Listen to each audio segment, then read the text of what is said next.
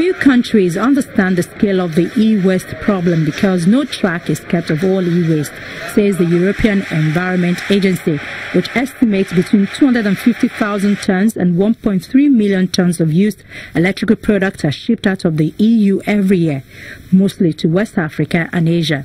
Although it is legal to export discarded goods to poor countries if they can be reused or refurbished, much is being sent to Africa or Asia under false pretenses, says Interpol. In China's notorious recycling center of Ginyu, once the destination for millions of tons of hazardous foreign and domestic trash, residents are now breathing more easily after a long government cleanup campaign. Guiyu, located on the outskirts of Shantou in Guangdong province, about 175 miles from Hong Kong, was once the center of a bustling recycling economy. But like many others, this has or is becoming part of the past. A government decision to ban import of 24 types of foreign waste starting from January the 1st, 2018 has left many countries with a waste problem and few alternative destinations for the mountains of old mobile phones, paper, textiles and plastics once treated in low-tech backyard lockups and warehouses along China's eastern coast. In Guiyu, hundreds of recycling businesses have now been consolidated or shut completely, and authorities are now cracking down on foreign waste smuggled in from Hong Kong, further starving the informal recycling business. But trash remains the mainstay of the town's economy, with the government now seeking to standardize, industrialize, automate and regulate the sector. 5 years ago, more than 5,000 small household businesses in Guiyu were in the recycling business. Workers dismantled old electronic products with their hands, melting down cases with cigarette lighters and applying dangerous acids to aid the separation process. They would extract valuable metals like copper and shred the plastic into reusable pellets.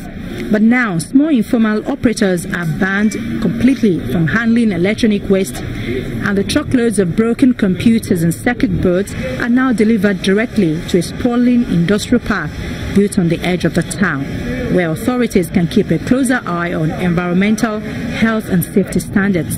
China is now strengthening its focus on its own growing waste problem. The fundamental purpose of the ban is to solve the problem of pollution, while encouraging the recycling business to focus on domestic garbage recycling as a resource.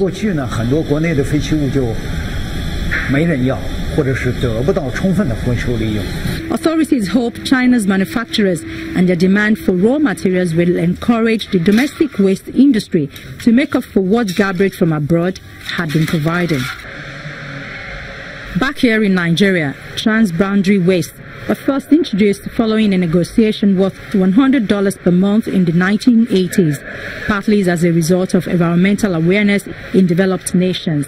This led the country to be a part to the Basel Convention. External sources of electronic waste include the increasing numbers of such waste that continue to get into the country as a result of the digital divide.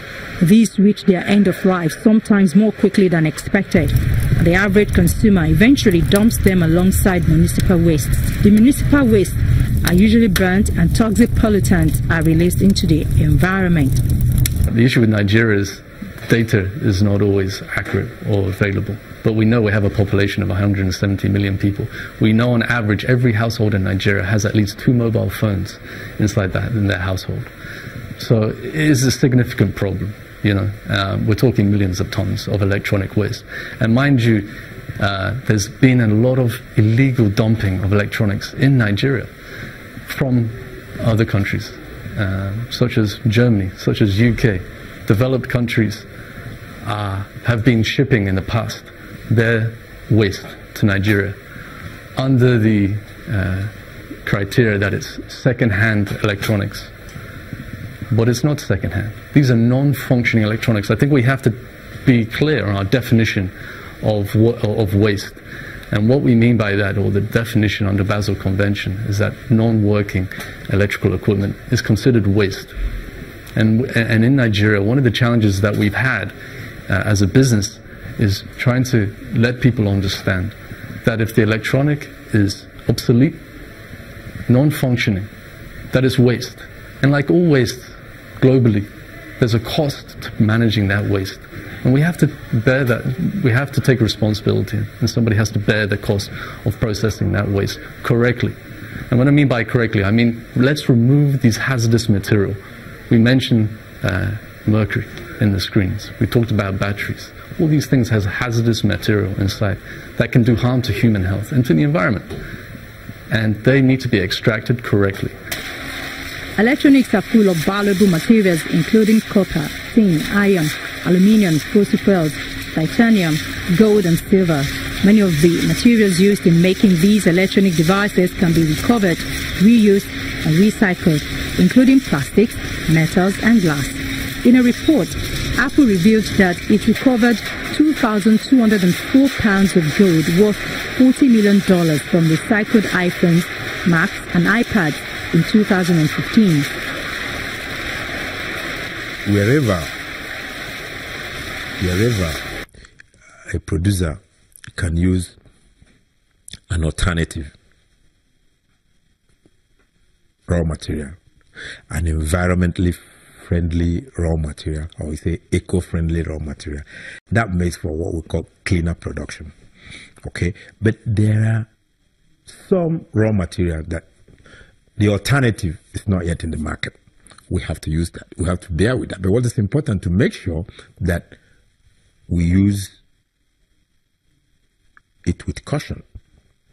We apply all the conditions necessary. I give you an example. In the iPad you have, or your telephone, or your laptop, there are some precious metals. You have some lead, you have some copper, you have some gold. They're all there. There's some chromium. Some of these are very, very toxic too. But they have to be there because they're doing that purpose. What is important is when done, this is where the issue of after use, when done, let it be properly recycled. Let it be properly disposed of. So that you don't, by burning it, you don't create all those environmental problems. These e-wastes are a particularly rich source of precious metals, with concentrations 40 to 50 times more abundant than naturally occurring deposits. There are over 320 tons of gold and greater than 7,500 tons of silver used each year to make new electronic products around the world.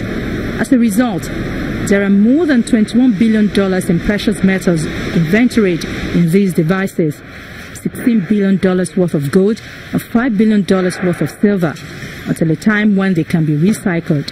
The carbon footprint of both metals and plastics recovered through recycling is much smaller than for the production of the same materials from virgin sources. The recovery of these precious metals is no small issue. While a modern recycling facility can recover as much as 95% of gold, in developing countries, the crude dismantling processes employed may recover only 50% of this precious metal. Overall, current recovery rate of e-waste for processing is quite small. Government is pushing towards the concept of circular economy. The circular economy means where, as much as possible, you have a loop. You know, what becomes my raw material may have just been your waste. Are you with me? So in that circle, you know, it's circular, where it's not parallel. We're not losing anything out. Very minimal waste is generated. The one I use, what becomes, you know, before the concept of cradle to grave, you know, I create and design this product, it will end up in the West. That's the grave. No, the idea now is cradle to cradle. You've created it from cradle. You finish with it. It's coming to me as a waste, but beyond being a waste, it's now to me a raw material. So it becomes a cradle, which I'm also going to do. And in doing this process too, it's helping for the manufacturers to get more involved in eco-designs, to get products that are more environment friendly. According to the Electronic Take Back Coalition, it takes 1.5 tons of water, 530 pounds of fossil fuel and 40 pounds of chemicals to manufacture a single computer and monitor. 81% of energy associated with a computer is used during production and not during operation. Electronics contain various toxic and hazardous chemicals and materials that are released into the environment if they are not disposed of properly.